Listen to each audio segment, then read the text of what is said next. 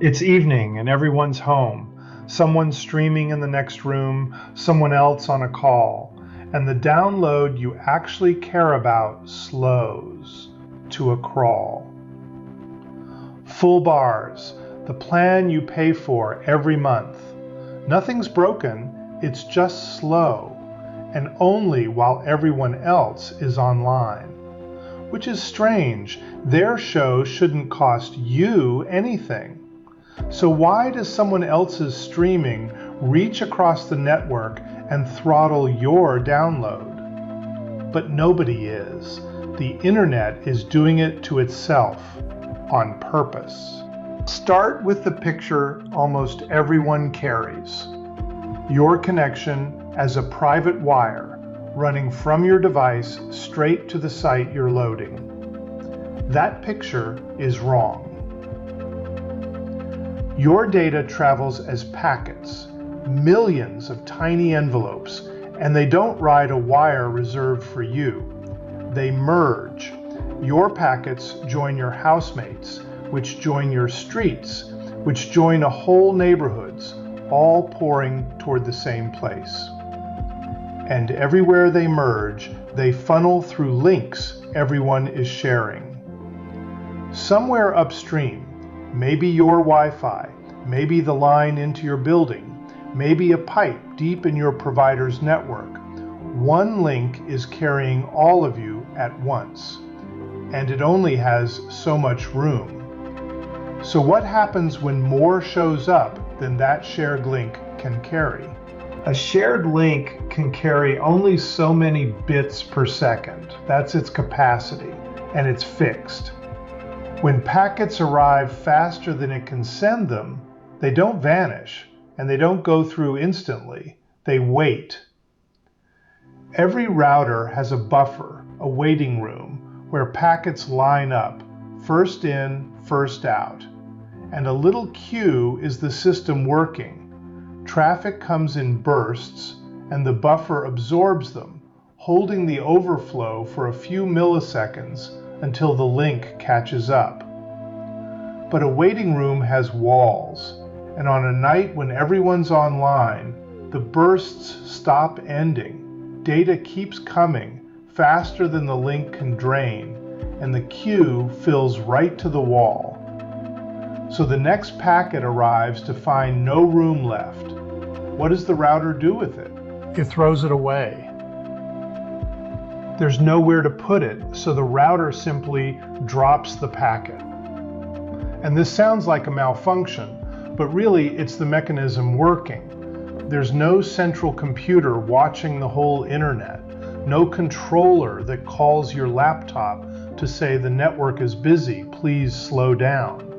That controller does not exist. When the network is overloaded, the only thing that happens is that packets start to disappear. And that, the missing packet, is the entire message.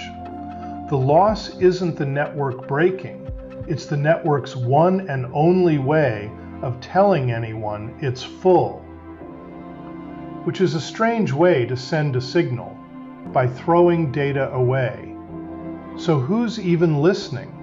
And how does a packet that never arrives tell your computer to do anything? Your computer is listening because it's been guessing all along. When your device opens a connection, it has no idea how much room is on the road ahead. It can't see the shared link or the queue or how many others are online. All it sees is what comes back. So it plays a game. It starts cautious, a small burst, maybe 10 packets. If they all arrive, it takes that as a green light and sends twice as many, then twice again. Every round trip that nothing is lost, it speeds up, doubling, flooding more and more onto the road, until a packet finally drops. And that lost packet is the wall, the network saying that much was too much. Now it knows something it could never see directly, roughly how much the road can take. So the instant it hits that wall, what does it do? It backs off hard. The instant it sees a loss, it cuts how fast it's sending.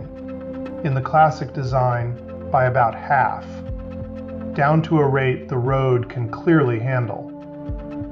Then it starts creeping back up, not doubling now, just adding a little each round trip, feeling for whether more room has opened.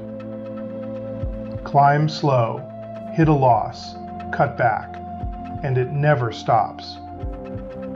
Graph one connection's speed, and you don't get a flat line. You get a sawtooth, sloping up and snapping down forever. Your computer is never done measuring the road.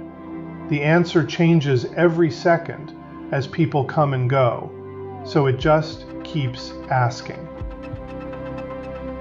Today's connections are smarter about the exact numbers, gentler back off, a curved climb, but the shape is identical. Probe up, back off, probe up. And it isn't only you. Millions of connections run this same loop on the same links at the same moment. Why doesn't that collapse into chaos? Because they back off together, and that turns out to be the whole trick. When a shared link finally chokes, it doesn't pick one person to slow down. Its queue overflows and drops packets from many connections at nearly the same instant. So all of them see a loss at once, and all of them back off at once. And out of that shared flinching comes something no one designed. The capacity gets divided. Picture a whole street feeding into one line back to your provider. When one of you is online, you get all of it, the full number on your plan. When 10 of you are online, that line does not get 10 times bigger. It gets cut into 10 slices. So the fast plan you pay for was never a promise of a fixed speed. It was a promise of that speed when no one else wants theirs. Nobody arranged any of it. No meeting, no schedule, just millions of machines grabbing for more and flinching back the instant they feel a loss. And out of all that flinching comes a rough, automatic fairness. So, back to your evening. The download crawling, everyone home, full bars, nothing broken.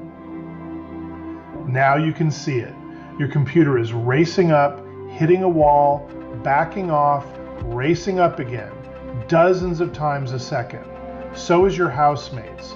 So is every device on your street and your city and the whole path out to the rest of the world.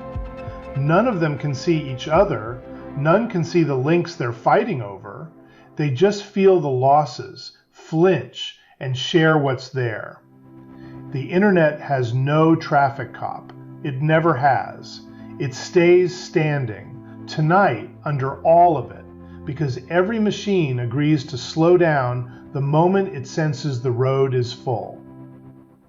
That crawl at 8 o'clock is a few billion strangers splitting a road that was never wide enough for all of them at once, and somehow never crashing. Everything you just figured out rests on something deeper, and that's the next video, so start there. Would you rather understand your computer than just use it? Then subscribe, and I'll see you next time, further down the stack.